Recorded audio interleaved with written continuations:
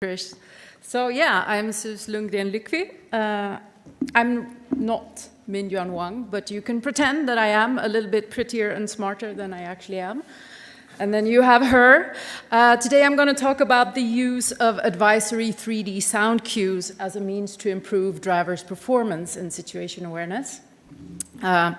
So in short, what we did in this study is that we designed an in-vehicle auditory display, which basically means a 3D surround sound system, providing advisory information in the form of sound cues, which we tested in a drive simulator.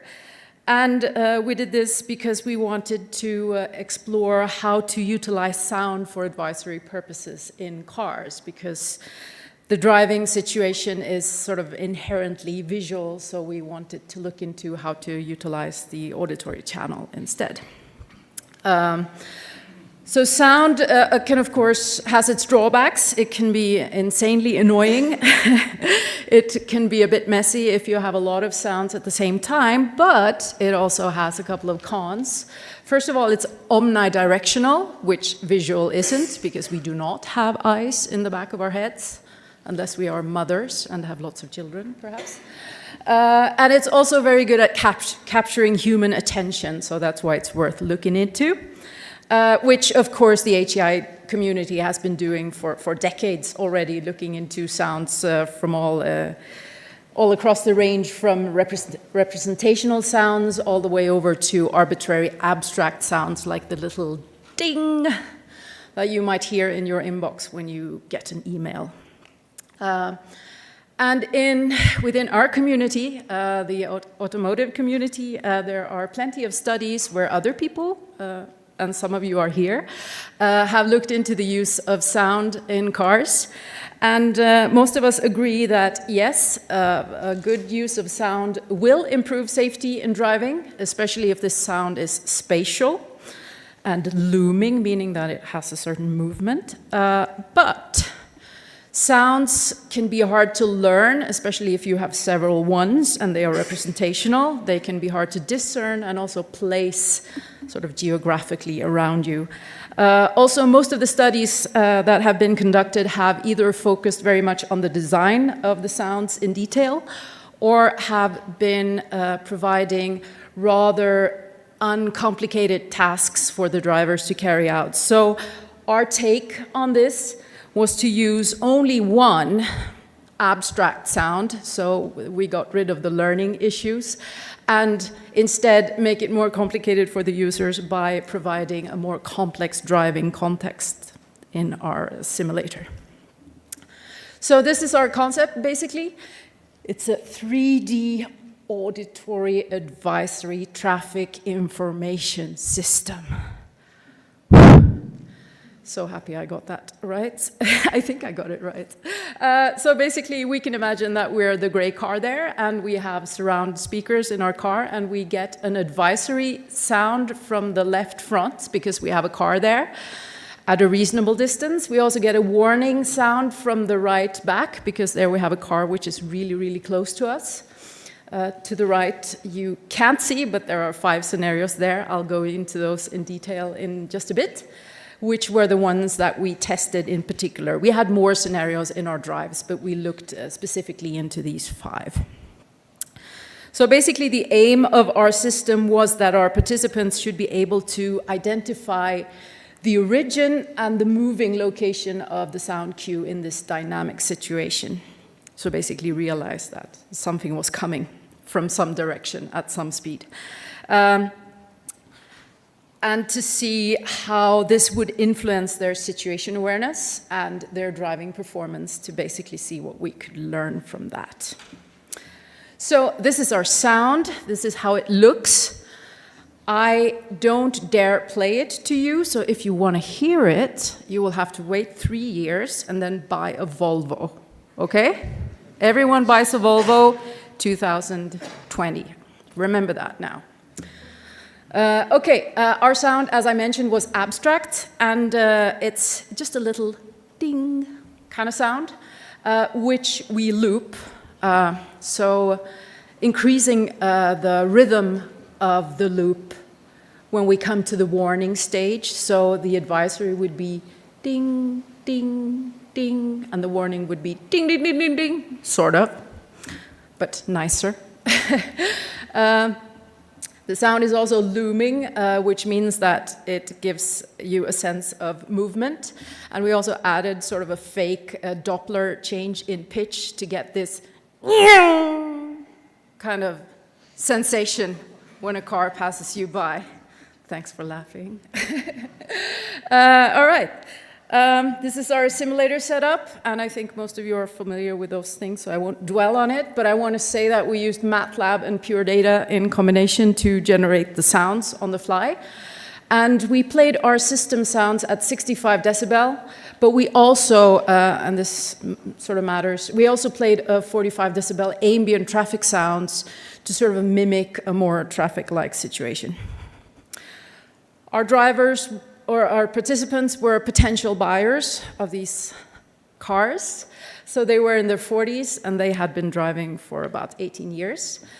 And it was a pretty standard procedure. We introduced them, we let them test drive.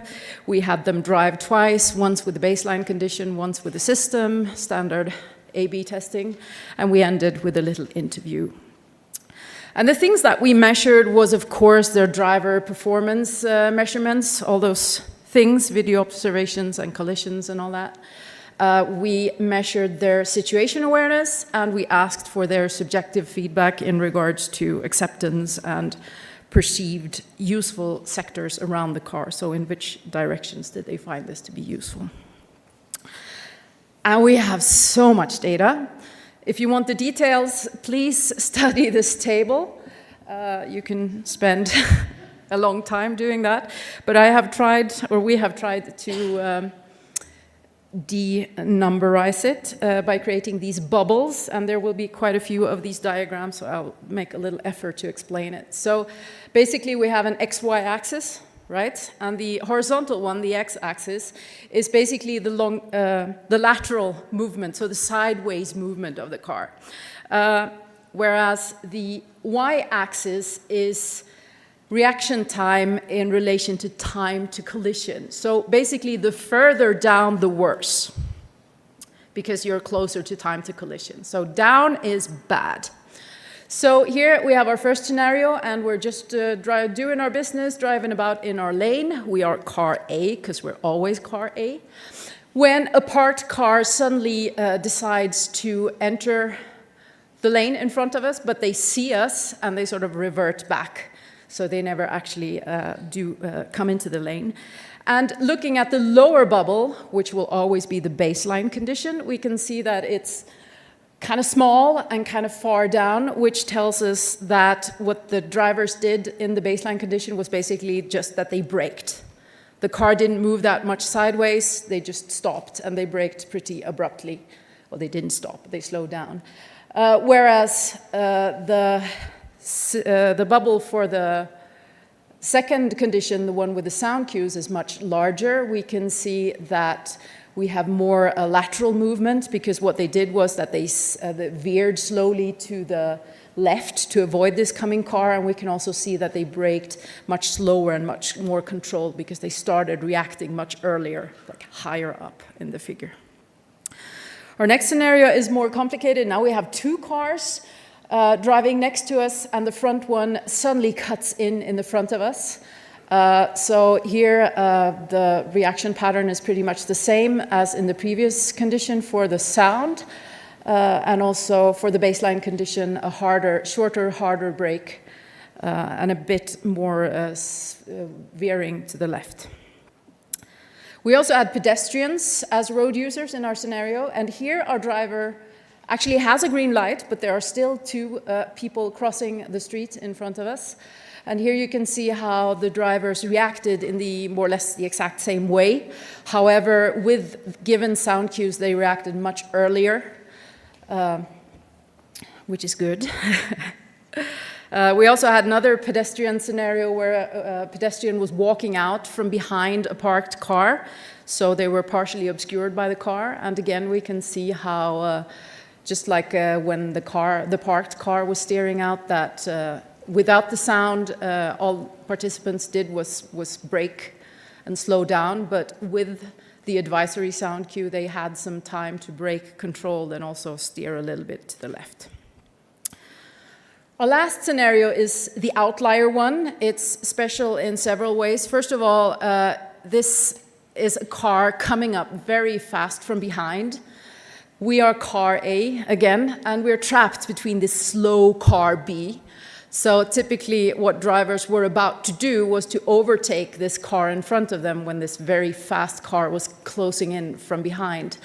And this meant that we went directly into warning mode in this particular scenario. So there was no advisory sound. The warning came from start. And here you very clearly can see that under the baseline condition, they reacted late, they braked.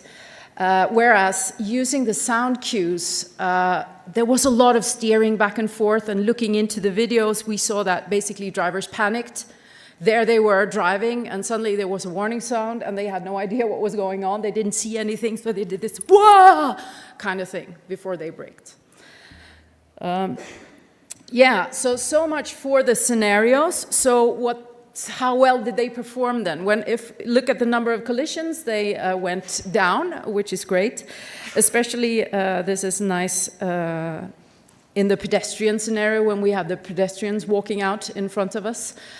So we killed less people, basically, with the advisory sound system, so that's a good thing.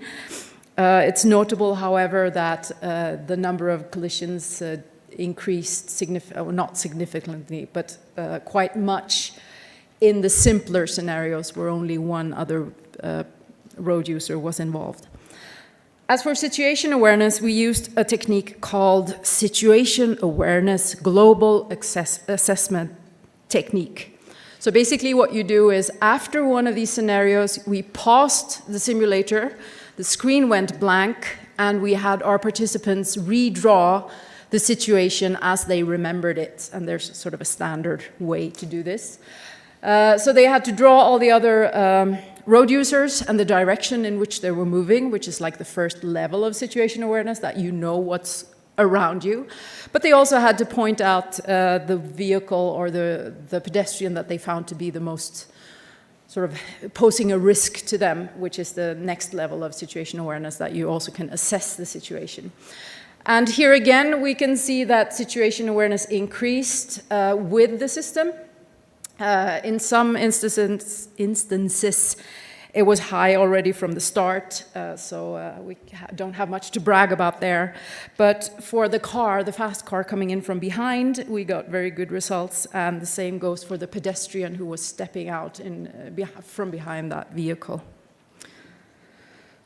And when we asked the users what they thought, they were in general positive. We only had one really negative there. They thought it was more bad than good, but they also thought it was more effective, useful, assisting, and alerting than not. So I'll take that.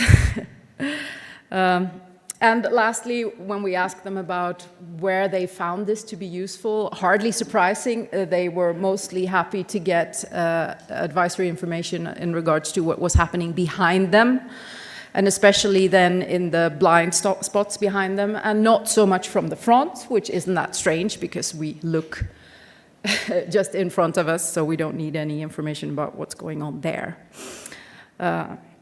Yeah, so what are the takeaways from this then? Well,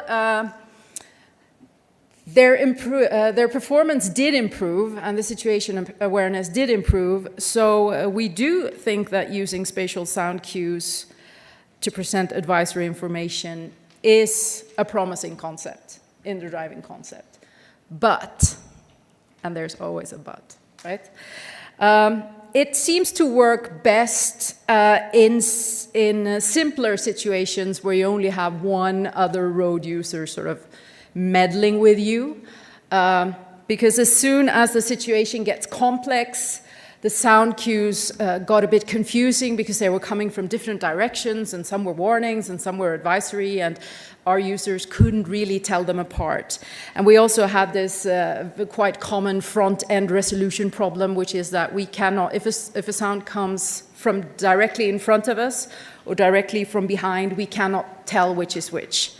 So we had a couple of instances of this confusion as well. So basically our takeaway from this is that yes, by all means, do use advisory sound cues as a complement, we think. We think it needs to be supported by other means of information giving systems. Not necessarily visual, it could just as well be haptic, actually, but they need to be supported with something.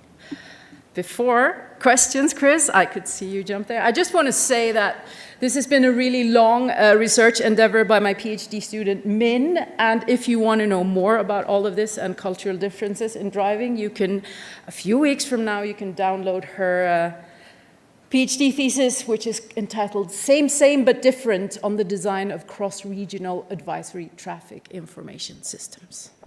Thank you.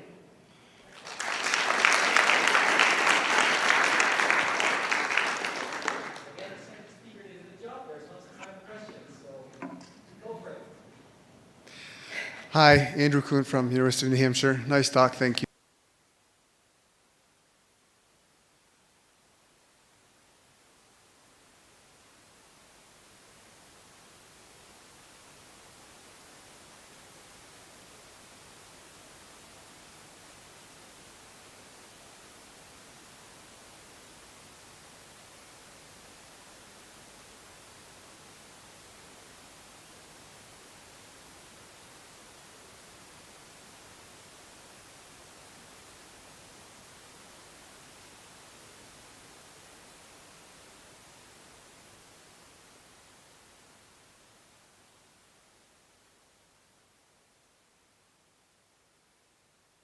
Versus good. So what that means is basically up to the person who fills out the questionnaire.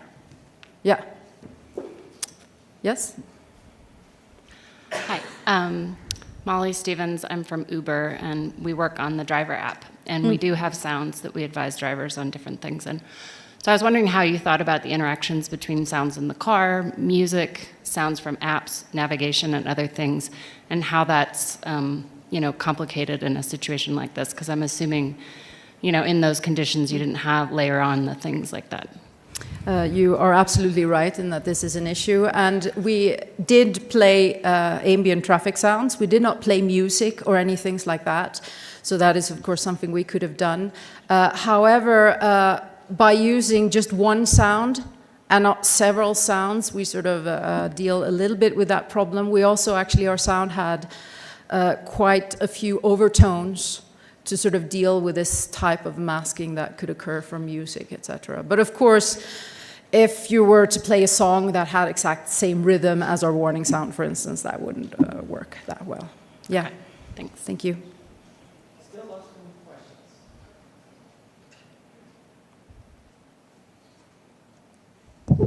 questions. Great talk, thank you. So just anecdotally, a lot of people report sounds to be annoying, like FCW, different kinds of alerts. Have you figured on that scale, you had annoying on there? Is there something that makes things more or less annoying in terms of sound? Oh, I should have my local sound expert here. This is like a sound design thing, I would say. So I'm having a hard time answering that particular question. This is one of those user testing things, and I should mention that Volvo, as many other car companies, they have like a horde of sound experts that do a lot of sound design for them. So I don't know what to say. I'm Thank sorry. You. Given that there's time, I'm going to ask a question myself. In your presentation, you asked the users, where do you see the use of this system? And some of it seemed quite non-surprising, but sometimes where the actual uses might differ from what we can imagine now. So do you have any thoughts on where this system might be useful that we're not thinking of now, but where you as a researcher knowing more about it, think like, this is even better than I think it was the parking assist, right, that was very similar. So are there other scenarios sort of more out of the box where you already know it? This is a difficult question. It's, yes, Chris, it's a super difficult question. You will have to buy me some coffee if I'm supposed to answer that. I mean, one thing that is interesting is that they said that they found it to be more useful in regards to warnings from the back, but that sort of conflicts with our data, because actually that didn't help them that much, because they still needed the visual confirmation that there actually was something coming from behind. So what it did, it sort of told them to look in the rear view mirror, of course, but I mean, it really didn't help them in that sense. Yeah. All right. Thank you. Yeah.